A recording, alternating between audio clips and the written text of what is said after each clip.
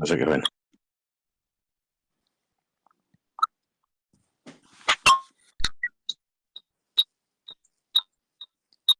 Oh, yeah, we've got you there, speaker. So that's great. Yeah. Right. It's working. How you doing? Good, yeah. How you doing? I'm good. The crypto market's not doing so well, but No, it's going crazy, isn't it? Yeah. Tuning into a yeah, few pretty shares. typical. CZ's buying everything, yeah. Right. If you're ready, I can we can start and I can do an introduction and then we can go into the VitaInu project. Yeah, for sure. Welcome to the Wellcoin Talk community. I'm Glenn, your host. Today we have joining us VitaInu.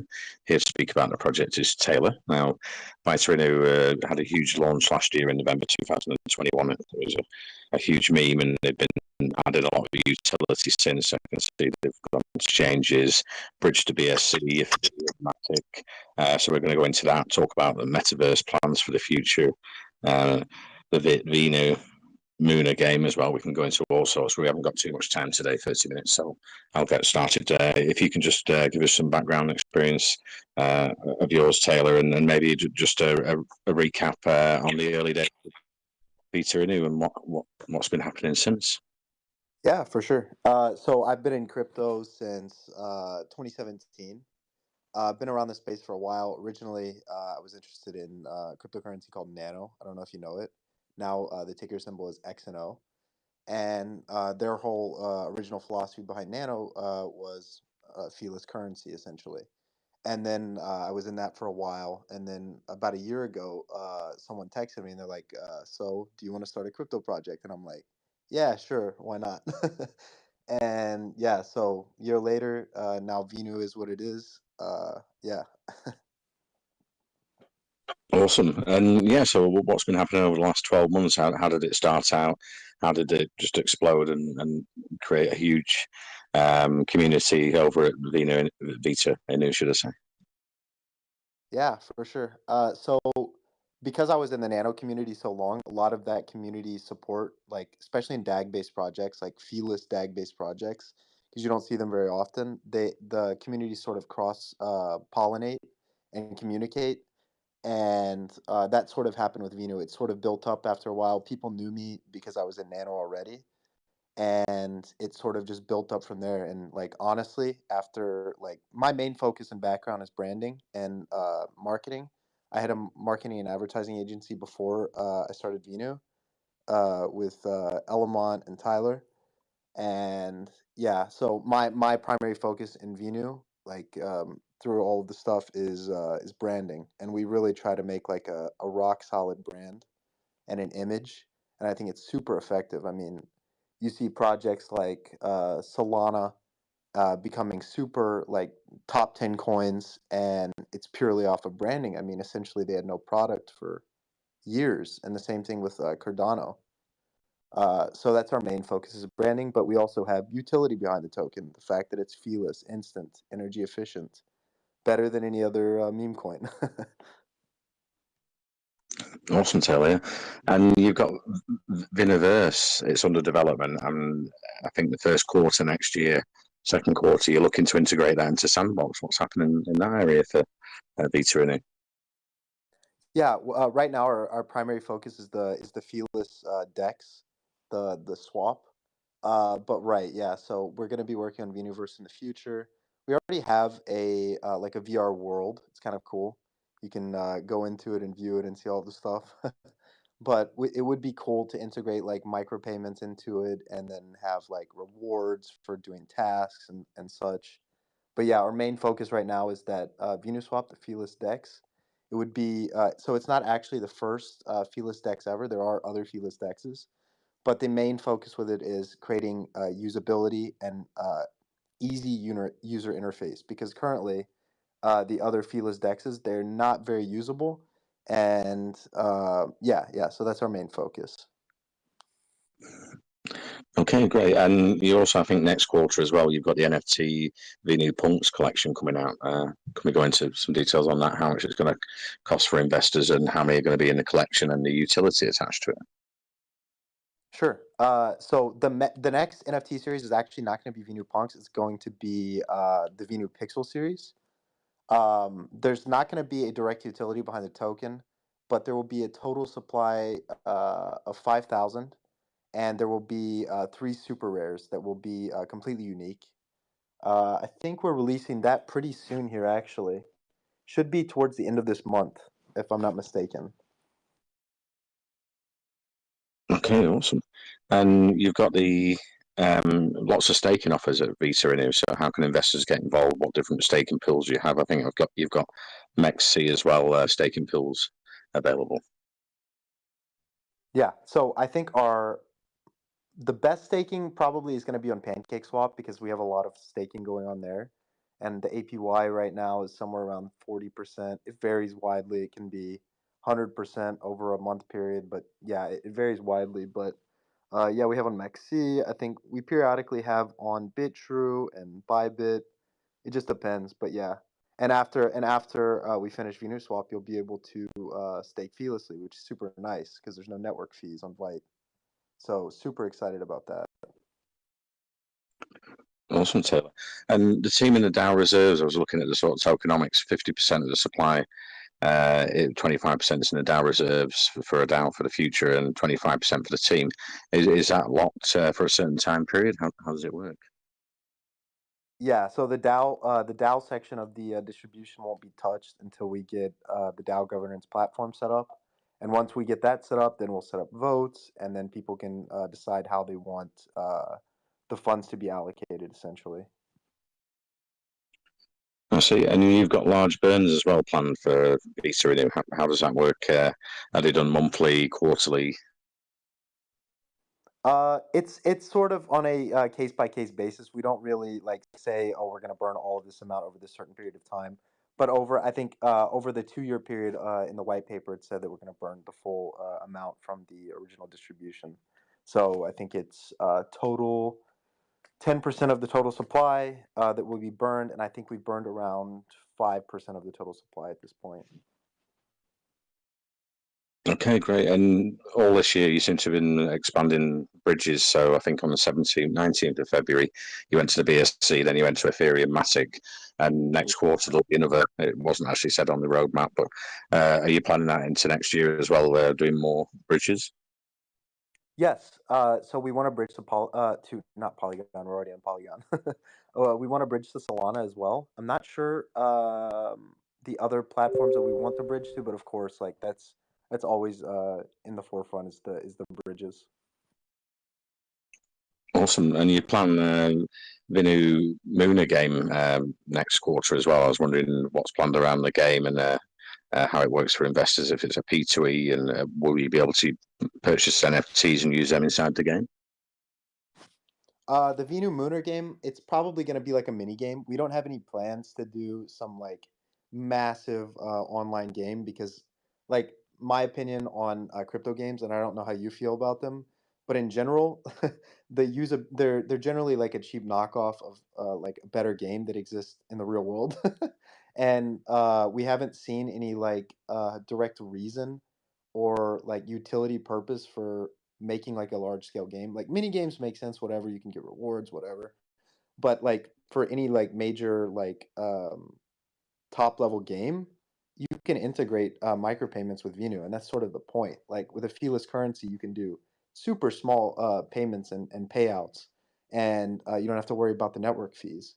And even even if you consider like low fee networks like BSC, like you're still going to have to pay these tiny fees on something that is already small, and in a game that pays out like 1 cent 2 cents for every like small thing, it adds up quickly. So that's the beauty of some like a feeless network versus something like BSC or even Polygon.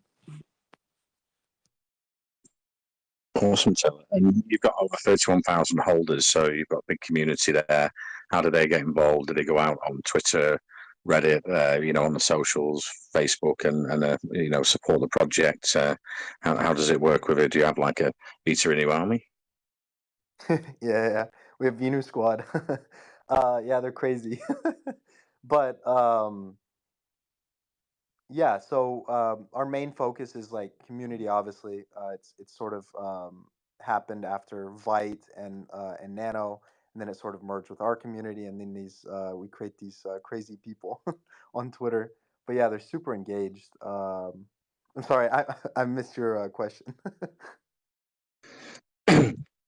Sorry, yeah. I was just asking how they sort of get the VitaInu name out there. Did it go across all the socials weekly and and join in? Yeah, for sure. Our main channels are like Telegram and Twitter at this point. Originally, we started on Reddit because I know Reddit is huge in crypto, and especially like for the nano community and like a lot of other crypto communities, Reddit is massive, and that's where we sort of started on Reddit and Discord, and yeah, now we've sort of switched to Twitter. And our something interesting is most like all of our following is completely organic. We haven't like really purchased KOLs on Twitter. I think we did it one time for a very short period of time, but other than that, all of our Twitter engagement is completely organic, which is saying a lot compared to some other tokens. Awesome. And VitaInu is maybe in the top 10 meme tokens. So I'm wondering what you're planning for the future. Are you going to compete with the big boys like Shiba and Doge going forward and get into the maybe top 200 market cap? Yeah, that's the goal. We actually recently had a Gate.io vote, and just to prove like how different like tokens sort of hide their actual real market cap and hide their actual real community. I mean, we beat VitaInu and we beat Bone, which is a Shiba token. And interestingly enough, Bone was actually shared by Shiba on their main Twitter, and it didn't do anything. They still lost the vote, and I just thought that was interesting. It definitely shows that a lot of these tokens market caps and their community sizes that they sort of show, they're not organic, and that proved it because I think Volt is somewhere like 300 on CoinMarketCap, but it clearly isn't worth that much. I would assume. I assume they're doing something with distributing the tokens and then making it seem like they have more of a circulating supply than they actually do. A lot of things, but yeah. I see. And you've been knocking out of the park this year with multiple listings on central exchanges. I think it's 15 or 20. Didn't count them all, but we're partners with MEXC. That's one of them, Gate.io, and multiple others. So have they been approaching you and listing you, or have some of them you've had to sort of raise the funds and move on to some of the bigger central exchanges? Yeah, so with Bybit and with Gate.io, the listings are completely free, which is insane to even think. But same thing with Poloniex. So we're actually getting Poloniex as well. We're in talks. Not sure how much I can say, but we're in talks with some bigger exchanges, and we're hoping to get like some really serious exchanges here pretty soon. I'm not sure how much you know about like Revolut app. It's sort of like the Robinhood of Europe. It has a similar function like Robinhood because it has trading of stocks and things of that nature. But also, it's similar to PayPal in that they do currency transactions, and they actually whitelisted us for being listed on their platform, which is insane. Like it's a gigantic platform, and it's a traditional finance platform. And yeah, they actually shortlisted us for being listed there. Oh, that's awesome. I mean, XC and Gate.io, they're really huge central exchanges. So, yeah, you go in the right direction, going with bigger and bigger central exchanges to get the VitaInu out there and get, that creates the volume then as well. And I'm wondering what you're doing around partnerships. Have you partnered with other meme projects and gaming projects, metaverses? Are you looking at, integrating with Sandbox next year? So have you been speaking to them? Yeah, we've had a few partnerships. So our main and biggest partner is Simplex. It's like a payment provider, and they're like a on ramp for fiat to crypto payments. Um, we plan a partnership soon with CoinGate. I don't know if you know it. It's like a payment API, and they allow for like you to buy with card, and then it converts to crypto, or to buy directly with crypto. So we plan on that. To be honest, when it comes to like other meme coins or tokens or whatever, we try to stay away from them. as much as possible, because I think in general there's a pretty negative association with meme coins in the space and transparency and scams, and we try to distance ourselves as much as possible from other projects like that. In fact, we were reached out by Baby Doge multiple times to list on their swap, and we actively chose not to because of the associations. Right, I see. Yeah. I was going to ask if you were looking at going over to there. Um, and what's the marketing plans going forward? I mean, do you have sort of a budget for marketing because it's a zero tax token? How do you sort of raise the funds and get the VitaInu name out there? And maybe are you looking to do promotions with sports, areas or sort of on buses or train stations in London, New York? People seem to do that, and SpaceX, things like that. So what we've done in the past is we've funded actually events like festivals, and we like this because it allows for actual utility of the token. So with upcoming festivals, we're going to try to actually implement the token as like a payment option into the festivals, like as a festival token, where people can get the token and then they buy drinks and such with Vinu at the festival. And then you create utility around the token. And also, at a recent festival, we were giving out Vinu like directly to people at the festival. And everyone loves the fact that it's feeless. You don't have to pay anything on top of it. So it's pretty effective in my opinion. We don't do too much direct advertising, although we do have plans for it. But it's gonna be, yeah, we have plans for it. That's all I'm gonna say. Okay, that sounds awesome. Working with festivals, and also maybe are you going out to sort of crypto conferences around the world as well, and taking booths there and getting the VitaInu name out that way? Yeah, so we have some plans to go to some more crypto events. I personally haven't gone to many that much this year. I've only went to one, and then I had another thing I had to meet with someone in New York about, related to Vinu. um, but yeah, we went to the Paris blockchain event about 3 months ago. It's great, very effective. It's the main reason why we got Bybit for free. Awesome. Do you offer like educational resources for new investors to get involved with crypto if they come into your chat? Do you do like videos and tutorials and offer help to new investors in crypto? That's interesting. So we're actually planning on doing a series with BitDegree, like an educational series with BitDegree, because it's based in Lithuania, and I'm currently based in Lithuania, and yeah. So that was one of our plans, is to do some sort of educational series with BitDegree. Okay, great. Let's open it up to Twitter Space questions. Let's see, Ramat, you had a question for VitaInu for Taylor here. Go ahead. Yeah, thank you, Glenn. Okay, so I was wondering for your decentralized exchange, will you going to have your own liquidity or you will be sharing liquidity with any well-established DEX? The plan was to onboard with our own liquidity at the beginning, because it's going to be hard to get other people to provide liquidity at the beginning.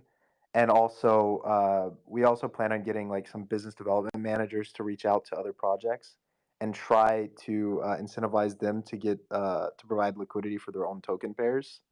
That was definitely, yeah, that's our main plans around that right now. Okay, got it. So Uniswap will also be offering lending services. So I was wondering which stablecoins will users be able to deposit as a collateral and which cryptocurrencies will one be able to borrow? Sure. All of the main ones. I mean, USDT, USDC. I'm not sure of many stable coins. Those are the only two I know. But the primary stable coins, USDT and USDC, for sure. Understood. Okay, I can see on your white paper that you also have a charity aspect as well, and you are already sponsoring blockchain awareness program in India and Nepal. So I was thinking that who is initiating the program in India and Nepal? Do you have your own team members working there, and do you have any future plans for more charity work as well? Yeah, for sure. So to be honest with you, the Nepal thing, we have our own people working on it, but the teams have gotten so large. I don't directly interact with that like section of the teams, so I can't give you a solid concrete answer on that. But yeah, for sure, we have our own people working on that. I think the VINU team at this point, like with community managers and everything, is somewhere around like 40 plus people. It's insane, and it grew very quickly. Yeah, it makes sense. Okay, final question. So I've read about VinuPay on your Medium page, which has been given a branding facelift this month, and testing is also continued in this month. So can you tell us a bit more about VinuPay? Will it be a payment gateway, or you are planning on having your own e-commerce platform? I don't think the plan was to develop it into an e-commerce platform. The original plan was just as like a payment API, decentralized payment API. That's it. Um, yeah, there was no plan for an e-commerce like shop or anything like that. So, but yeah, that's a good idea. Potential Venu project in the future. Got it, got it. Thank you so much. Thank you so much for answering. For Over to sure, you. for sure. Thank Over to you. you, Glenn. Thanks for the question, Robert. I think we've got Captain Levi. You had a question for Taylor at VitaInu. Go ahead. Yeah, thanks, Glenn. Okay, one thing that's actually usually unnoticed about the Metaverse project, while it is still in its early stages, is that it could actually be monetized. I mean, people could actually pay to host some virtual meetings, just like the current virtual meeting apps usually do. Are there any plans to monetize the Venu Metaverse in the future? To monetize, yes, but I'm not sure what you mean by that specifically. Because like obviously like micropayments and things like this, integrating the NFTs into the metaverse world, stuff like that, yeah, for sure. To be honest, it's not really in the forefront, like the main things that we're focused on right now. I always think like very linearly. I think like, okay, what's our next thing? And right now our primary thing is VenuSwap, creating the wallet to connect to VenuSwap, Venufolio, and then yeah, focusing on that. But yeah, I would assume we would be working on some sort of like micropayments and payment integration for things like that. Uh, yeah, for sure. All right, cool. Okay, so my next question is actually about the environmental giveaways you're doing. Let's call it giveaways. I actually saw in your white paper that you guys will be allocating a portion of this site to your merchandise. I wanted talking about this. Currently, there's just one. I actually checked the merchandise site. There's just one really cool looking hoodie there. Are there other plans to add more items to this merchandise so that people actually have a series of choices to make? Okay, interesting. Yeah, that's a good question. So so what we currently have right now is we have merch and we have the designer clothing line. And what we're doing with the designer clothing line is we're trying to create like a premium product that is ethically sourced, like no bad labor lines. Um, yeah, so that's our primary focus is the designer clothing line. And I don't know how many people here know much about like designer clothing, but we're working on we just had our photo shoot with models. We had a art director, a uh, we had a set designer, we had photographers, videographers. So that's our main focus right now, is the designer clothing line, and then trying to get that like actually marketed and branded towards like premium clothing. Our merchandise line is something like secondary, like we sort of do that, but it's not our primary focus right now. All right, sounds cool, Taylor. I really want to get some of the marks. Maybe we're going to talk about that sometime later. It's a wonderful project. I wish you guys the best, and I hope that the Vinu project is push forward. What do you plan? Thank you, thank you. Great questions. Thank you for the questions, Captain Levi. Let's move to Benish. You had a question for Taylor. Right, really, go ahead. Okay, thank you so much, Glenn. Actually, I have a couple of the questions regarding Venuverse. As people can buy a plot of lands in the Venuverse, can they build houses or on shops where they can sell clothes or stuff that other users can buy? And you mentioned designer clothing line just now. So will there be any fashion related events like real life where models walk on ramp and get to see the clothes or new trends, so brands can promote their clothes in Viniverse as well? That's cool. So like I said before, right now our focus isn't the Vuniverse, but yes, it would be super cool to like. I also thought about the idea of like being able to like put the Vinu designer clothing in the world and then having it displayed. It's always a cool concept. Like anything that we do in real life, we can import it to something like the metaverse. Um, yeah, but in regards to the clothing line, definitely we're trying. I was interested in getting it published in some fashion magazines, but interestingly enough, getting published in fashion magazines is extremely expensive. It's actually more expensive getting published in fashion magazines than like high-end business magazines, which is crazy. Like way more expensive. And yeah, it's definitely a focus.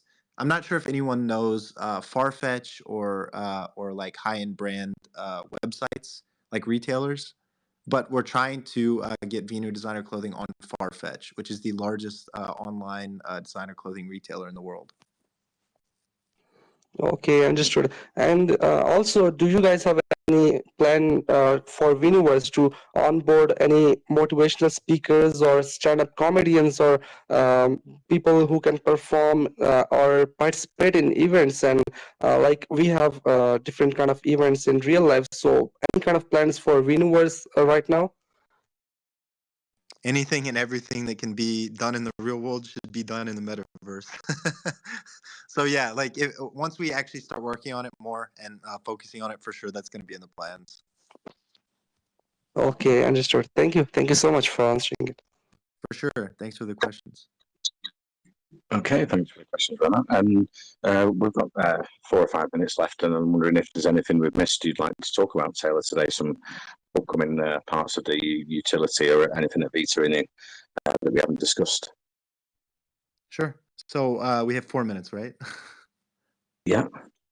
Okay. So one thing I didn't discuss is the energy efficiency of Venu. So if you compare it to something like Doge, you can see massive energy efficiency gains with DAG technology.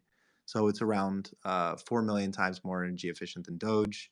And then on top of that, so the more network usage goes up, so something like Doge, the more the energy usage goes up. And then you see that massively with Doge because of the outdated architecture. It's super energy wasting. I mean, at one point during the bull run, Doge was using the equivalent energy of Argentina, and it was probably doing less than 1 transaction per second, which is insane. Terrible. And yeah. So we really try to focus on that energy efficiency, and then on top of that, so the way that DAG works and the way that the V chain works with representatives, it tends to be more decentralized in nature because so if you think about Bitcoin or even Doge, it's based on hashing. And hashing, the problem with hashing is you get really centralized nodes, and you get pools of nodes centralized in a single area. And we saw this with Bitcoin in China. One province in China controlled 60% of the hash rate, and then they could, if the Chinese government ever wanted to, they could force the node owners to hand over the keys, and then they control the Bitcoin network. But with representative voting on Vinu and Vite, it's not possible. You can just redelegate to another node. It's like voting for a node. Yeah, that's that's the gist of it. Okay, awesome, Taylor. Well, it's been great speaking to you today from VitaInu. It seems you're building in the bear market, which is a great thing. That's what we do at Whalecoin Talk. You know, we're just building, waiting for the next bull market. It's a great opportunity for everyone. If you look at our Telegram, we've got all the official socials. We can get you safely to the VitaInu, or if you've got any questions after the Twitter Spaces, we can get you safely over there. But yeah, they're building it. It's a huge meme project, and that's the right thing to do in a bear market. There's more time to talk to people like at Twitter Spaces we're having here today and other big projects we've had on Wellcoin Talk. We're in a bear and a bull market. There's not much time, and so just keep building, Taylor, and I'm looking forward to the future for VitaInu for the team and community. Yeah, for sure, for sure. Thank you so much. Thank you. Okay, thank you. Take care, and I'll finish the recording, and that'll be available just after. Alrighty. See you guys.